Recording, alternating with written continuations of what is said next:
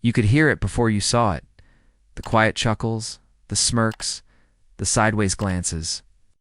Every time Senator John Kennedy spoke, certain people in the room seemed to think they'd been given permission to laugh, not because of what he said, but because of how he said it.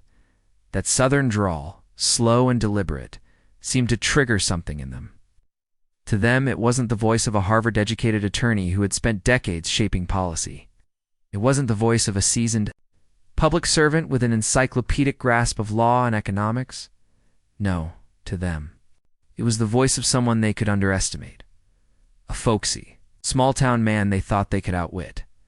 And so the snickering began. A reporter whispered something to his colleague. A panel member smiled faintly while taking notes. Even a few aides in the back failed to hide their amusement. Kennedy noticed. Of course he noticed. A man like him doesn't get to where he is by missing social cues. Instead of snapping back, instead of letting the insults get under his skin, he did something else entirely. He stayed calm, stayed steady, because he knew something they didn't in the arena of facts. Style means nothing if you don't have substance. He began his remarks simply, almost conversationally. At first, his pace didn't change, still that measured cadence, still that deliberate choice of words. And that's when the trap was set. "Ladies and gentlemen," he said, "I appreciate the chance to speak with you today. I know sometimes people think I talk slow. I like to think it's because I'm busy making sure I get the facts straight." That landed. A few heads shifted uncomfortably. The smirks faded just slightly. Then he started laying out numbers. Oh, real numbers. Government reports, independent studies, historical comparisons, not vague claims, but documented facts with sources that could be verified. His tone remained steady, his voice warm but unshakable. Every statistic fit into the next, each point. Building on the last, the laughter stopped entirely. Because now, the room wasn't hearing a southern accent. They were hearing a data-driven dismantling of every false narrative they had been quietly clinging to. He spoke about the budget. Not with slogans, but with line-item precision. He spoke about policy impacts, not with emotion alone, but with economic modeling and precedent. He even quoted case law, citing decisions with exact dates and judicial language, one by one. The doubters' expressions changed, were there. Had been condescension, there was now concentration.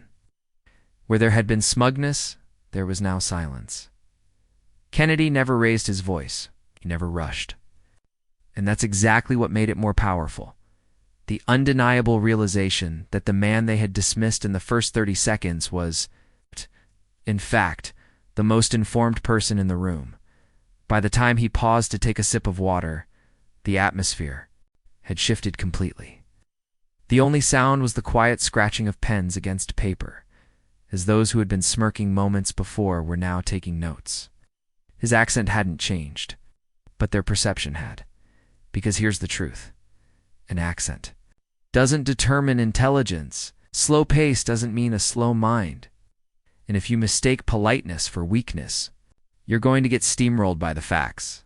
And on that day, John Kennedy was the one driving the steamroller. Kennedy leaned forward slightly, resting his hands on the table, as if inviting the room to come closer, not physically, but mentally. "Now," he began, "I'm not here to make speeches for applause. I'm here because numbers don't lie. We've been ignoring them for too long." There was a weight in his tone, the kind that makes even the most distracted listener sit up straighter. Started with the economy. Not just broad statements about growth or decline, but concrete figures from the Congressional Budget Office broken down in a way that stripped away the political spin. He explained how a single percentage point in inflation translated into billions of dollars lost for working families. He pointed to charts, studies, and bipartisan reports, all meticulously sourced. "Some folks in Washington," he said with a faint smile, "would have you believe that the budget balances itself. Well, if that's the case, then my dog can balance it too, but I wouldn't trust him with the checkbook." A ripple of laughter moved through the room, but it wasn't mocking this time. It was genuine, caught off guard by his quick wit and the precision of his point. Even the people who had been skeptical a moment ago couldn't help but acknowledge the sharpness behind the humor. Then he pivoted. If you want to know the truth about a policy, Kennedy continued, you can't just listen to how it's sold to you. You have to ask, who benefits? Who pays? And is it sustainable? He began dissecting a recent bill that had been praised by some as progressive reform, but, when examined closely, carried hidden costs that would hit middle-class taxpayers the hardest. Line by line, he walked them through the numbers: projected revenue, estimated expenditure, debt servicing obligations. He explained it not in abstract jargon, but in everyday language anyone could follow, which made it all the more damning. Think of it like this. He said, if your household budget is already strained, you don't buy a new car on a credit card just because the salesman says you deserve it. You look at your bills, you look at your income, and you make a decision based on reality, not a commercial. The silence was thick now. Not the kind of silence that comes from boredom, but the kind that comes from people realizing they've just been shown something they can't unsee. Then came the history lesson. Kennedy cited examples from past administrations, Republican and Democrat alike, where similar spending patterns had led to inflation spikes, job losses, and fiscal instability. It was impossible to dismiss him as just partisan when he was criticizing both sides with equal measure. By the time he wrapped this portion of his remarks, he had not only dismantled the assumptions about his accent, he had dismantled the policy positions of several people in that very room, and he had done it without raising his voice, without name-calling, and without a single unsubstantiated claim. Finally, he leaned back and said, it's not about who talks the fastest. It's about who tells the truth. And the truth doesn't need a fancy accent. It just needs to be heard.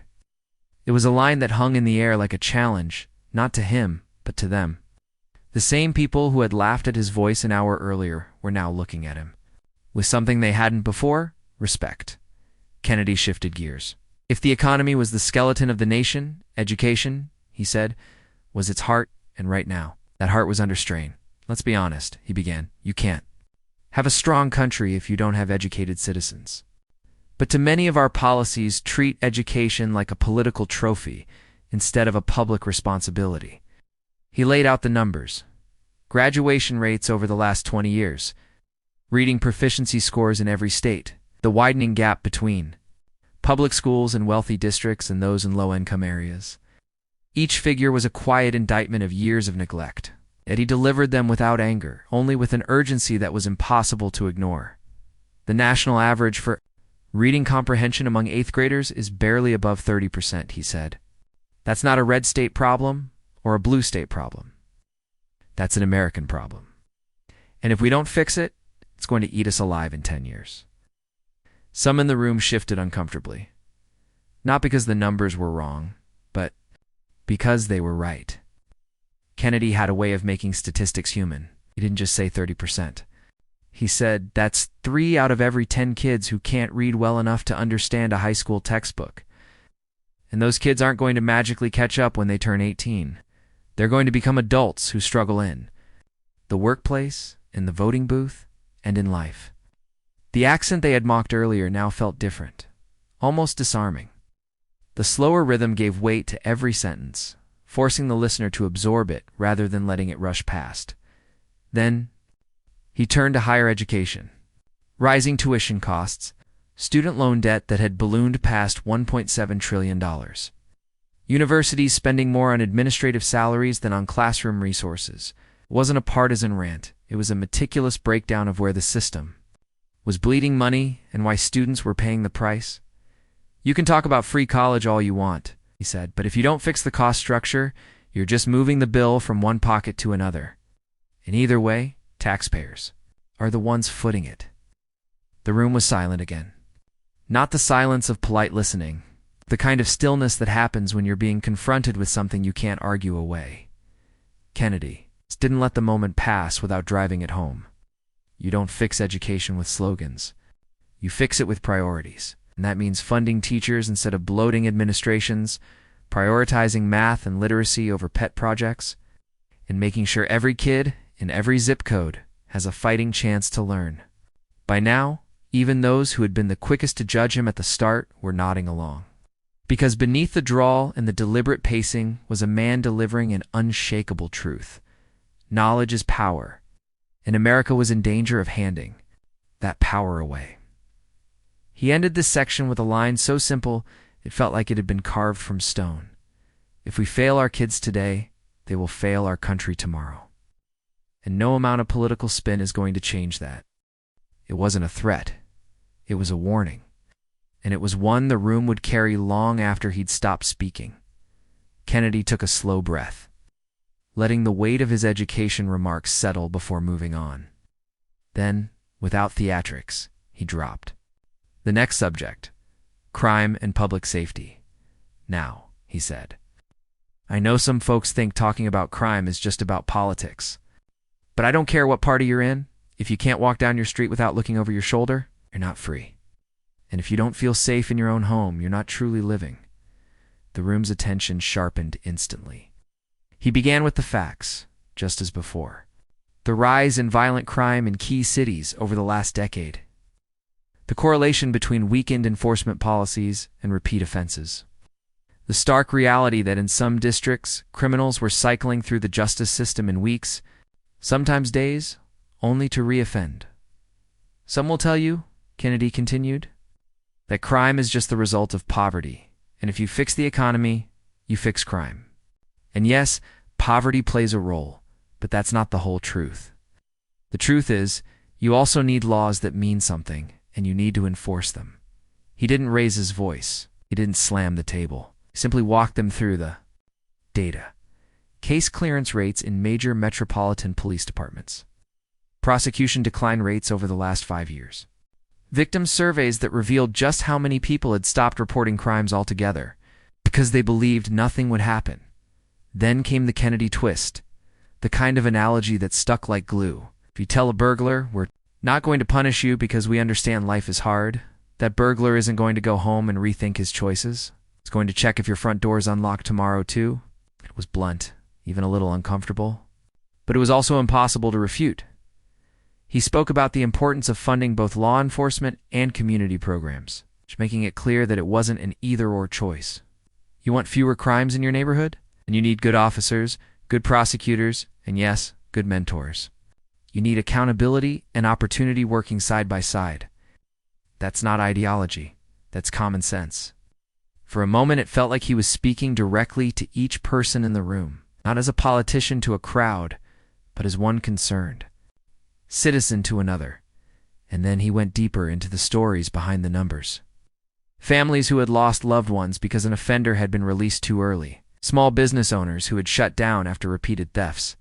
Neighborhoods where children no longer played outside because the streets weren't safe. These aren't just statistics, Kennedy said quietly. These are people. People who trusted us. They're lawmakers. They're public servants too. Protect them. And when we fail at that, we fail at the most basic promise of government. The earlier smirks about his accent seemed like a lifetime ago now. Because here was a man speaking with a clarity and conviction that transcended style, diction, or geography. It was the kind of truth that didn't need to be shouted to be heard. He closed this section with a statement so direct it felt like it belonged in a courtroom. If you can't keep your citizens safe, nothing else you promise them matters. Not jobs, not schools, not healthcare. Because if they can't live without fear, they can't live free. The silence that followed was heavier than any applause could have been. Kennedy straightened in his chair, his eyes sweeping the room as if to silently say, now we're getting to the real problem. Everything I've talked about so far, he began, the economy, education, public safety, none of it can be fixed if the people in charge aren't honest. And I don't mean kinda honest. I mean the kind of honest that would make your grandmother proud. There was a murmur in the back.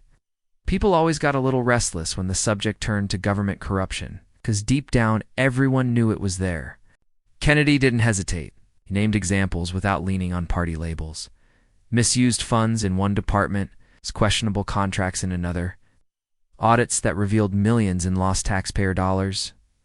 Now, I know what some folks are thinking, he said, with that slight smile. They're thinking, Senator, corruption's been around forever. It's just how politics works. Well, I'm here to tell you that's like saying potholes are just part of driving.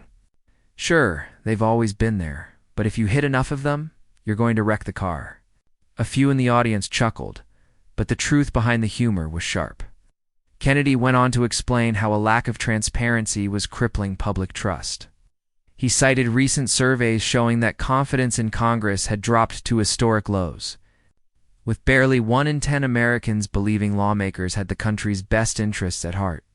And you can't govern a country where 9 out of 10 people think you're lying to them, he said flatly. Then came the facts again, documented, sourced, and undeniable. Budgetary discrepancies flagged by inspectors general. Ethics. Violations swept quietly under the rug. Lobbyist influence on bills that were written before most lawmakers even read them. He paused, letting the weight of it sink in. It's not about left or right, he continued. It's about right. Or wrong. And if we keep letting wrong slide just because it's our side doing it, and we're not governing, we're playing on a team that's rigging its own game. The room was still, eyes fixed on him. It was hard to dismiss his words. As political theater, when every example he gave came with the receipts, literal documents, case numbers, reports. Then Kennedy delivered one of those lines people would quote later.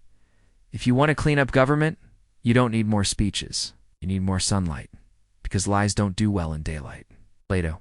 His proposals in plain English: mandatory public posting of all federal contracts over a certain dollar amount, real-time tracking of government spending available to every citizen, strict limits on lobbyist meetings, and full disclosure of every one. And perhaps most importantly, stiff penalties for those who broke these rules, no matter their political status. He didn't sugarcoat the reality.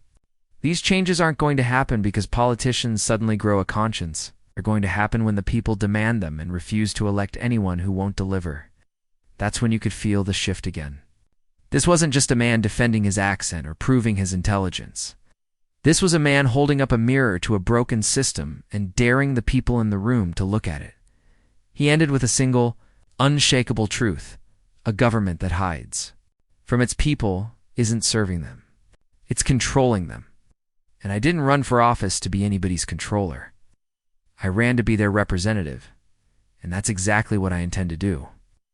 Kennedy adjusted his microphone slightly as though preparing to open another wound the nation had been ignoring. This next one, he said, is personal for just about every family in America. Healthcare. He let that single word sit for a moment because everyone in the room knew what was coming. They'd all heard the campaign promises over the years: lower costs, better access, affordable prescriptions. And yet here they were, decades later, still talking about the same problems. Now, I'm not here to tell you the American healthcare system is broken, Kennedy began, because that'd be an insult to broken things. Broken things can be fixed. This thing's been hijacked. A few in the crowd raised their eyebrows, but Kennedy pressed on. He started with the numbers because that was his style. The average American family's health insurance premiums had more than doubled in the last 15 years. Prescription drug prices were rising at a rate 5 times faster than inflation. And in rural areas, hospitals were closing at alarming rates, leaving people to drive hours for basic care. Do you know what it means? He said. When a mother has to choose between buying her kid's asthma inhaler and paying the electric bill, it means our system doesn't have a healthcare problem. It has a moral problem. He went point by point. It's the tangled web of insurance bureaucracy that left patients fighting for approvals, the monopolies among pharmaceutical companies that kept prices high, the billions spent on administrative overhead instead of patient care, and then, true to form, Kennedy dropped a comparison that cut right to the bone. In this country, you can order a pair of shoes online at midnight and have them at your door by breakfast. But if your doctor orders a life-saving scan, it can take 3 weeks just to get approval. You tell me which one of those systems is working, that drew murmurs. It's not because it was funny, but because it was impossible to argue with. He didn't shy away from solutions either. Kennedy talked about expanding price transparency laws so patients could see what procedures cost before they were billed. He argued for allowing more competition in the drug market by breaking up the patent games companies used to block generics. And he demanded a crackdown on hospital systems that billed patients thousands for services that cost a fraction of the price in other developed countries. This isn't about socialized medicine or free market purism, he said firmly, about stopping the legalized pickpocketing of sick people. If you're making record profits while your patients are going bankrupt, you're not in healthcare. You're in the business of human misery. The words landed hard. Some in the audience looked away, as though the truth was too direct to meet head-on. Others nodded slowly, realizing that behind the slow cadence of his drawl was a man whose outrage was not for show, but for the people, who had trusted him to fight for them. He ended the section with a line that echoed like a gavel strike. In a civilized country, no one should have to start a GoFundMe to stay alive. And if that sounds radical to you, then maybe the problem isn't me. Maybe the problem is what you've gotten used to accepting. The silence that followed wasn't just agreement. It was shame. Kennedy took a measured breath, scanning the room as if he were about to shift the conversation from the problems at home to the threats beyond our borders. Everything we've talked about, the economy, education, crime, healthcare, it all means nothing if we can't defend the country that holds it together, he said. And right now, I'm not convinced we're doing that as well as we should. He started, as always, with the numbers. The U.S. defense budget stood at over $800 billion, larger than the next 9 countries combined. Yet in key areas, cyber, defense, infrastructure, security, military readiness, the gaps were widening. It's like owning the world's biggest lock, Kennedy said, but leaving the back door wide open. He pointed to a recent report from the Government Accountability Office that showed aging equipment, understaffed units, and supply chain vulnerabilities that could cripple response times in a real conflict. He also noted that while America had unmatched firepower, the readiness to deploy it effectively was not as strong as the budget figures might suggest. Then he took it further. This isn't just about tanks and fighter jets, he said. It's about energy grids that can be hacked from across the ocean. It's about communication networks that foreign adversaries can listen in on. It's about making sure our kids are learning science and technology so we're not dependent on other countries for the next generation of defense. The shift in the room was immediate. This wasn't the flag-waving, slogan-heavy talk some expected when national security came up. This was a calculated breakdown of where the country's defenses were solid, where they were frighteningly thin. Kennedy warned about over-reliance on foreign manufacturing for critical military components, including semiconductors and rare earth elements. He noted that while America had some of the most advanced weapon systems in the world, many of the parts used to build them still came from nations that were not allies. Let me put it this way, he said. You don't let the guy who wants to rob your house make the keys to your front door. Yet that's exactly what we're doing in certain industries. It wasn't a comfortable truth, but it was a necessary one. Then he addressed alliances. Kennedy stressed the importance of working with NATO and other allies, but not at the expense of being able to stand alone when necessary. We can't subcontract our security, he said. Partnerships are important, but the first responsibility of the United States government is to protect the United States without asking anyone's permission. The nods in the room were slower now, more thoughtful. Because this wasn't just a critique, it was a challenge. Challenge to rethink how America defined security in an age where wars weren't only fought with bullets. But with data, energy, and economics. Kennedy closed the section with the kind of sentence that left no room for misunderstanding. A strong military isn't about showing off power. It's about making sure no one ever thinks they can take it from you. And that starts with being ready in every sense of the word. There was no applause, no reaction louder than the quiet shuffle of people adjusting in their seats. But it wasn't because they disagreed. It was because they knew he was right, and that truth carries its own heavy silence. Kennedy leaned back slightly, as though giving the room a brief breath before striking at one of the most sensitive topics of all. You know, he began. Slowly, some people in here didn't laugh at my accent because they thought I was wrong. They laughed because somewhere along the line they were told folks who talk like me can't be taken seriously. And I'd like to talk about how that happens, because it doesn't happen by accident. He didn't have to name names. The audience already knew where this was going, the media. Now, I'm not here to declare war on the press, Kennedy continued. A free press is the backbone of any democracy worth a dime.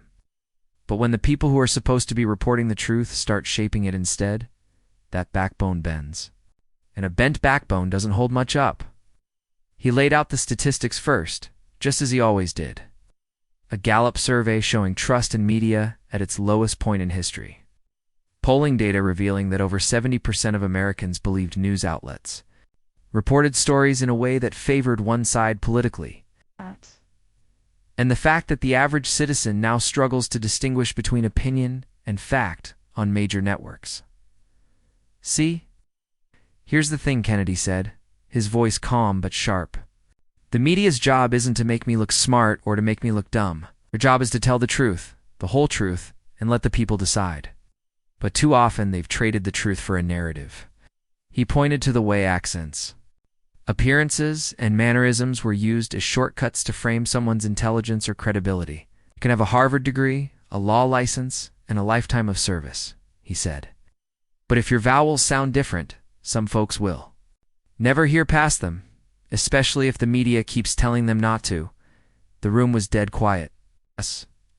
This wasn't just about him anymore. This was about every person who had ever been judged by the way they spoke, rather than the substance of their words. Kennedy didn't stop there. He criticized the practice of selective editing, how a complex statement could be cut down to a soundbite that twisted its meaning entirely. He called out the over-reliance on anonymous sources without verification. And he condemned the constant cycle of sensationalism, where the goal was no longer informing the public but keeping them angry enough to tune in. Then he drove it home with one of his trademark metaphors. If you walk into a grocery store and every single thing on the shelf is dipped in sugar, you're going to end up sick. Same goes for news. If every story is coded in bias, the public's going to get poisoned, and they won't even know it until the damage is done. By now, the earlier image of a man being underestimated for his accent had been replaced with that of a man dismantling one of the most powerful institutions in the country, not out of spite, but out of necessity. Kennedy ended this section with a challenge. The media doesn't have to like me. They don't have to agree with me, but they have to be honest with the people. Because without truth, democracy doesn't work. And without democracy, they won't have a job at all. Weight of his words lingered long after he fell silent. Because everyone in that room knew, whether they would admit it or not, that he had just said what millions of Americans had been thinking for years. The room had been tense before, but now you could feel the air vibrate. Kennedy had spent the last 30 minutes dismantling their every point with calm precision. But this was the moment everyone would remember. Leaning slightly forward, his voice steady and slow, he said, "You can mock my accent all you want, but facts don't have accents. They just have proof." The sentence landed like a thunderclap.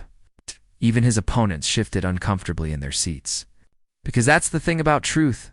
It doesn't need a fancy suit, a perfect pronunciation, or a polished TV smile. It just needs someone brave enough to speak it out loud. And Kennedy spoke it with the weight of someone who had lived it. Every statistic he cited, every case study he referenced, every precedent he quoted, he had done his homework. It wasn't about pride anymore. It was about integrity. The smirks that once danced on his opponents' faces were gone, replaced with a silence that bordered on surrender. He didn't have to raise his voice. He didn't need to insult them. Just let the facts speak louder than the mockery ever could. Cameras zoomed in, catching the subtle grin on his face, not arrogance, but the satisfaction of a man who knew he had just turned the tables. The mockery that had begun as a cheap way to undermine him had become their own undoing. In the back of the room, a few reporters scribbled furiously in their notepads. Realizing this was the quote that would dominate headlines tomorrow, Kennedy wasn't just defending himself anymore. He was making a statement to anyone who thought charm and style could overpower substance. He straightened his papers, took a sip of water, and let the silence stretch just long enough for these words to sink in. And then, without breaking eye contact with his critics, he continued his questioning. Calm as ever, as though he hadn't just dismantled their entire narrative in under a minute. That's the power of a mic drop moment. You don't plan it. You don't force it. You just earn it. And Kennedy had earned it. Years of studying the law, years of public service, years of being underestimated because of the way he talked tall. of it had led to this exact point. In that instant, the mockery was irrelevant. The facts had spoken, and the room knew. They'd lost the debate before it had even ended. In the days and weeks that followed, the clip of Kennedy's remarks didn't just stay in Washington. It went global. News channels played it on repeat. Podcasts dissected every sentence. Even comedy shows, which once found his accent an easy punchline, were forced to admit publicly that they had underestimated him. It wasn't just about the facts he presented, though those were powerful. It was about what the moment represented, in a political culture where style often overshadows substance. Kennedy had proven that substance, when delivered with clarity and conviction, could outshine any attempt to diminish a person's character. His words began showing up in unexpected places: motivational videos, classrooms, even corporate training sessions about speaking with impact. People who had never cared about Senate hearings were now quoting lines from his speech as if they were ancient wisdom. The individuals who mocked him, their voices faded into the background noise. The moment they tried to turn into a joke had instead become a rallying cry for millions who believed that integrity and intelligence matter more than polish and pretension. For Kennedy, it wasn't about revenge. It was about setting the record straight. And as he continued his work in the Senate, he did so with the same calm assurance, knowing that one well-timed, well-reasoned statement can echo longer than 1,000 empty jabs. In the end, they mocked his accent. But when he dropped the facts, he didn't just win an argument, he shifted the conversation entirely. And that is the kind of victory no one can take away.